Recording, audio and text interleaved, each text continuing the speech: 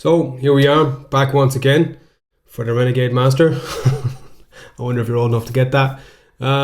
Basically, these few lectures are going to be all about content creation, and the very first one that we're going to get into is audio. What I'm going to be showing you is how I've set up and how I've done what material I've actually used for the demonstration that you've seen already. As I said, that's what I'm going to base the whole course upon, because it's something you can see, it's something that you can understand, and something you can relate to, having seen it in the opening videos. So the very first thing up is audio, and I have created the audio in Ableton Live.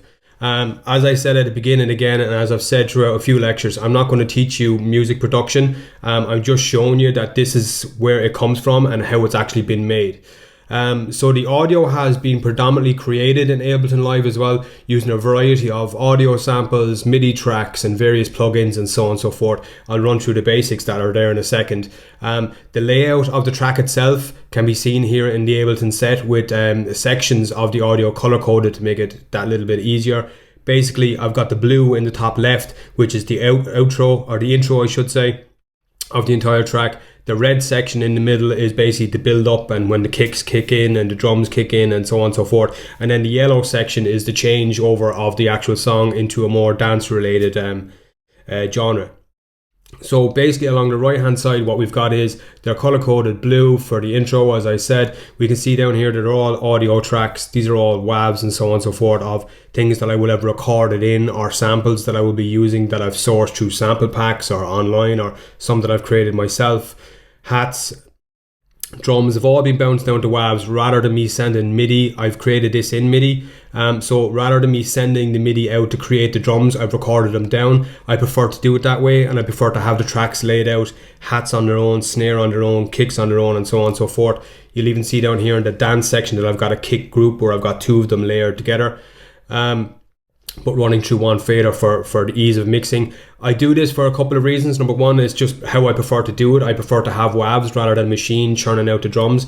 I like to tweak the sounds, I like the EQ, I like to actually do a bit of a mix.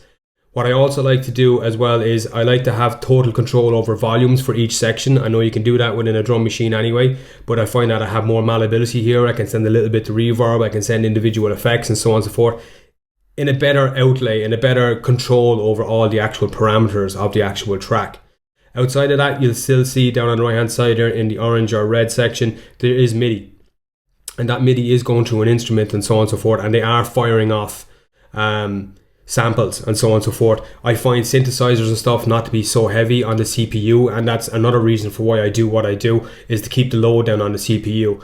Simply put, when we actually run everything, and if everything runs live as it were, it's very heavy load on the actual laptop. The reality of the situation is we need multiple hosts, multiple machines to be able to do this properly, because it's so intensive. So this is another way to keep the track count down. Even then, if I am running a live show, I will not run a set like this. I'll use one stereo WAV file of the bounce down track that I want, and any embellishments I want to add to that, any effects that I want to add to that, anything that I want to play live, I will keep separate and play live, normally through Tractor, using the S8 and triggering samples from a remix deck. So this is the layout of it. You can see again another section down below where I just added in the guitar, which I have as purple. You can see some of the effects returns down here. They're very simple. A reverb, two simple delays, and a ping pong delay. That is it. I try to let the music speak for itself. An awful lot of effects is gimmicky to me. I don't like it in music traditionally, even though I do like electronic music, which has a lot of effects in it. I prefer simplistic stuff. It needs to be thought out well, it needs to be used well, or else it does become quite gimmicky for me. This track is quite spaced out anyway. I wanted to leave room in it for visuals and lighting and stuff to do some of the talking, because of what it actually is as well anyway. So that's the audio section. That's how I created the audio. As I said, I've created it in Ableton Live. You can see there's lots of different samples, there's lots of going on just for one track. I then bounced that down to one single WAV, and one single WAV will sit in an Ableton Live set along with the MIDI data to try and give Ableton Live as little to do as possible. By the time it's processing audio coming in from Launchpad or coming in from Tractor and all that sort of stuff as well, it's going to get extremely busy. So to keep it condensed, I try to minimize everything as much as possible. That's the audio. Again, I'm not doing a music production course this time around. Hopefully soon enough we'll get to that. But for now, that's the audio. We'll see you in the next lecture.